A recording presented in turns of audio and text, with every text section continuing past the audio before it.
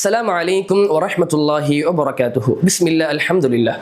அன்பார்ந்த அருமை சகோதர சகோதரிகளே, சிலர் நோன்பு வைப்பார்கள். அந்த நோன்பை பற்றி கண்மணி நாயகம் ஸல்லல்லாஹு அலைஹி வஸல்லம் அவர்கள் கூறும் பொழுது, மன் லம் யதஅ கௌல ஸூர் வல அமல பிஹ், யார் வீணான பேச்சுக்களையும் வீணான செயல்களையும் விடவில்லையோ, ஃபலைஸ லில்லாஹி ஹாஜா, அல்லாஹ்விற்கு எந்த ஒரு தேவையும் இல்லை, ஃபீ அய்யதஅ தஆமஹு வ ஷராபஹு, அவருடைய பானத்தையோ அவருடைய உணவையோ அவர் விட்டு விடுவதினால் அல்லாஹ்விற்கு எந்த ஒரு தேவையும் இல்லை என்பதாக ரசூலுல்லாஹி ஸல்லல்லாஹு அலைஹி வஸல்லம் அவர்கள் கூறியதை நம்மால் பார்க்க முடிகிறது. அன்பார்ந்த சகோதரர்களே, இந்த ரமதானுடைய மாதத்திலே நாம் நோன்பு வைப்பவர்களாக இருந்து கொண்டிருக்கின்றோம்.